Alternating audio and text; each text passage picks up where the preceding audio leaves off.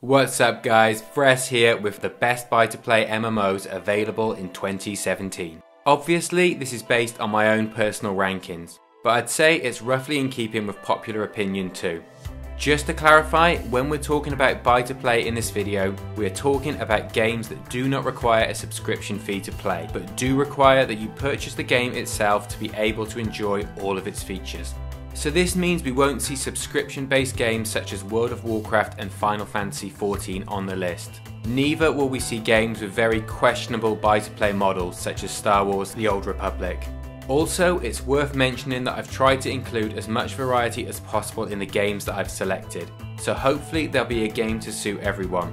I'm not going to go into major detail on any of the games, I just want to give you a flavour of them and hopefully help you narrow your search.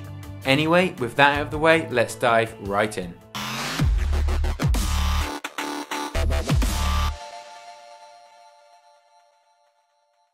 At number 4 we have Albion Online, which only released earlier this year. This is another sandbox style MMO that kind of lets you decide which path you want to take. There's a hugely in-depth skill system that's focused around the Destiny board, which is essentially where you shape your character. There aren't any classes, so you can pretty much take things in whichever direction you want to. So if you enjoy that kind of freedom, then this could be an interesting game to check out. People seem to either love or hate the graphics, but I do think that they'll prevent the game from aging too quickly. I also expect that the decision for this graphic style was heavily influenced by the next point I'm going to make.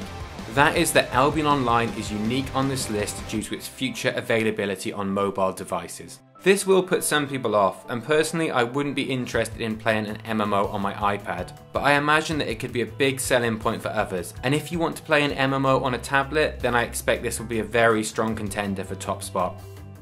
Next up we have Black Desert Online, a Korean title that made a big splash when it was released in the West. The game is known for its beautiful graphics, its action combat system, and the expansive options available when it comes to crafting and trade. You can do some really cool stuff in Black Desert, such as running a significant trade empire, building your very own ship and sailing the seas, or engaging in guild versus guild battles for real territory in the world.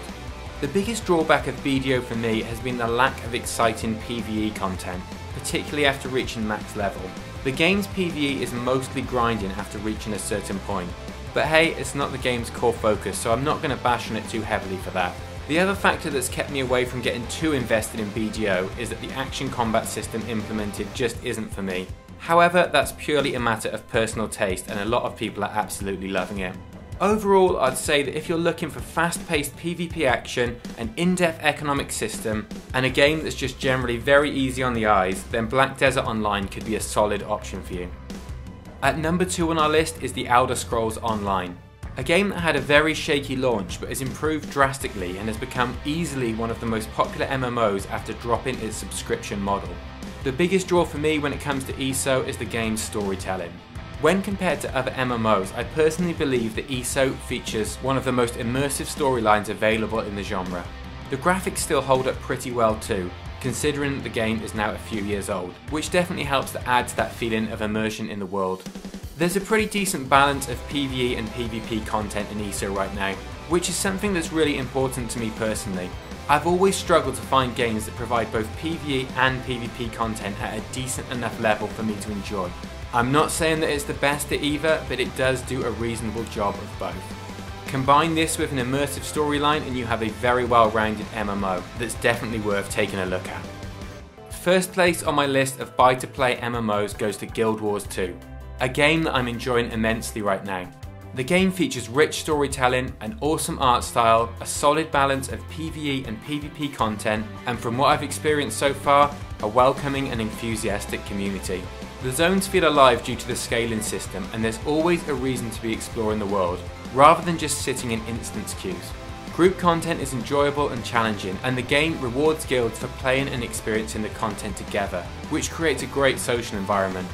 PvP is a lot of fun in Guild Wars 2, with various game modes available ranging from small team matches to large scale world versus world conflicts. I'm not trying to claim that Guild Wars 2 is the perfect MMO, it definitely has its flaws.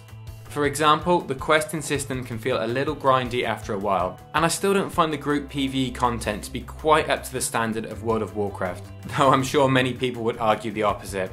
However, what's important is that the game seems to improve with every update, which I think is a very positive sign. At launch, I thought PvE content was in a pretty bad place, and now, at least in my opinion, it ranks among some of the best available. The Path of Fire expansion that has just released has only served to improve the game further, and I think Guild Wars 2 is going to see an increase in popularity over the coming months. In terms of a solid all-round MMO, I think it's difficult to beat Guild Wars 2, especially in the buy-to-play category. For me personally, it ranks in my top 2 or 3 MMOs regardless of category. So there you have it, the best buy-to-play MMOs available right now in 2017. Which buy-to-play games would make your list? Let me know in the comments down below. Also, if you enjoyed the video, please remember to subscribe to my channel for regular content, and I will see you next time.